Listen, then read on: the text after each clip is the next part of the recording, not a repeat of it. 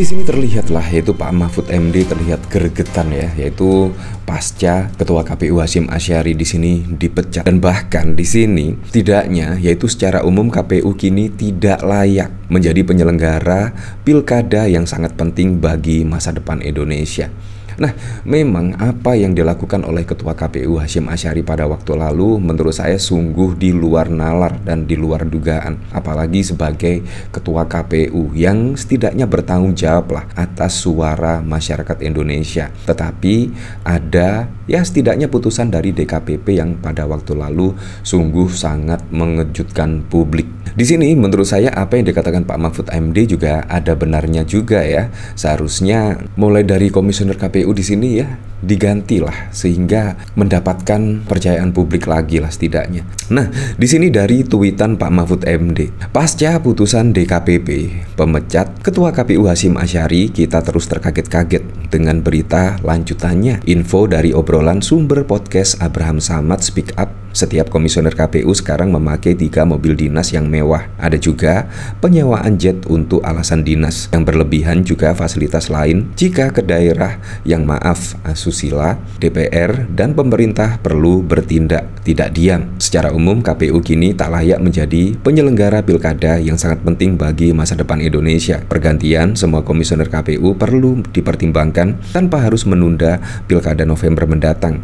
Juga tanpa harus membatalkan hasil pemilu yang sudah selesai, putus atau dikonfirmasi oleh MK. Pilpres dan Pileg 2024 sebagai hasil kerja KPU sekarang sudah selesai, sah dan juga mengikat. Ada vonis MK nomor 80 PU Romawi 9 2011 yang isinya jika komisioner KPU mengundurkan diri maka tidak boleh ditolak atau tidak boleh digantungkan. Pada syarat pengunduran itu harus diterima oleh lembaga lain. Ini mungkin jalan yang baik jika ingin lebih baik. Kita memang ingat pada waktu lalu ya, yaitu putusan MK di situ, putusan MK yang menurut saya pada waktu lalu sangat kontroversi sehingga meloloskan Gibran menjadi cawapres. Di situ bahkan juga ternyata MK memutuskan ada pelanggaran kode etik berat, tetapi juga putusannya tetap saja mengikat dan juga sah secara hukum. Nah, di sini juga sama apa yang disampaikan oleh Pak Mahfud MD, walaupun Ketua KPU-nya saat ini mengundurkan diri, tetapi juga sah lah apa yang sudah dilewati pada waktu lalu Pilpres dan juga Pileg. Nah, di sini memang sangat mengejutkan sekali di mana Ketua KPU di sini bertanggung jawab di 210 juta suara ya, tetapi tiba-tiba ada pelanggaran yang menurut saya tidak perlu terjadi. Dari sini saya juga penasaran kira-kira komentar-komentarnya seperti apa ya. Apakah kira-kira setuju ya dengan pendapat dari Pak Mahfud MD, yaitu netizen-netizen di sini? Di sini dari Embun Pagi, bubarkan seluruh jajaran KPU di bawah pimpinan Hasyim, rombak total. Di sini dari Delak, setuju harus diganti semua komisionernya karena satu tim dan semua terbukti pernah melanggar etik berat oleh DKPP. Di sini dari Amtra, drama Pilpres kelar, lanjut drama Pilkada. Pemilu usai, jabatan Ketua KPU selesai. Di Indonesia tidak mengenal ketidakabsahan keputusan-keputusan yang diambil oleh pihak mengambil keputusan yang cacat hukum. Semua keputusan-keputusan yang diambil lalu dibenarkan walau dalam prosesnya banyak pelanggaran entah etik atau teknis atau prosedur. Di sini dari berita detik.com, bahkan yaitu anggota DPR RI di sini menyentil yaitu Ketua KPU soal privat jet, minta KPK bergerak. Nah, KPK juga di mana ya? Padahal di sini juga sudah disentil oleh anggota DPR, yaitu Ketua KPU soal ya setidaknya menggunakan pesawat jet pribadi. Nah, di sini yaitu Ketua KPU Hasyim Asyari menyebut alasan penyewaan privat jet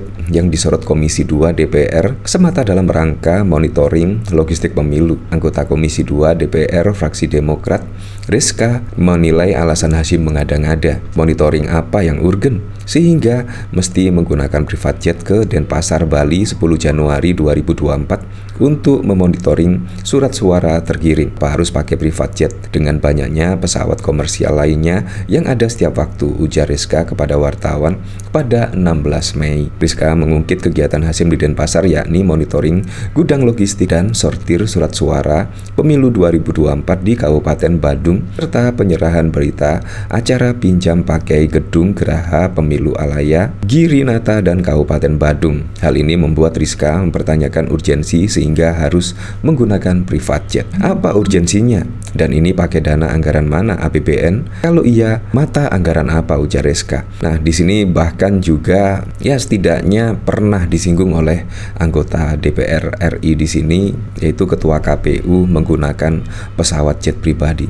Bayangkan menggunakan pesawat jet pribadi. Ya memang kalau kepentingannya urgent sih menurut saya tidak masalah ya. Tapi kalau bisa yaitu menggunakan pesawat komersial lainnya, bahkan sewaktu-waktu ada, menurut saya ya lebih baik menggunakan pesawat komersial lainnya karena lebih murah dan lebih terjangkau. Menurut saya itulah, jangan dihambur-hamburkan APBN sehingga memakai pesawat jet pribadi dan lain sebagainya. Di sini destinasi wisata yang besar dan penerbangan untuk ke Bali sangat banyak. Jadi Ketua KPU jangan mencari alasan. Di sini lebih lanjut Rizka menyinggung mobil dinas para jajaran KPU yang disebutnya lebih dari satu dan rumah dinas yang tidak ditempati. Rizka minta KPU memberikan penjelasan terkait ini. Jadi di sini bahkan setidaknya ada mobil dinas yang lebih dari satu dan bahkan juga sampai 3. Di sini juga sangat mewah-mewah sekali ya. Jadi memang perlu ya setidaknya ditelisik lah oleh KPK. Apakah ada anggaran-anggaran yang bocor di sini, penggunaan anggaran APBN di sini. Nah, di sini bahkan juga ada komentar dari Sueb Prof Mahfud, bukannya putusan pelanggaran susila sudah diputuskan ofisial KPU. Sebelum Pilpres dan kasus asusila dengan PPLN juga sudah rame sebelum penetapan hasil Pilpres. Tapi kasusnya didiamkan, malah diberi kesempatan menjadi khotib. Dan disinilah petaka itu. Ayo dong jalankan fungsi pengawasan lainnya. Ya, seperti itulah.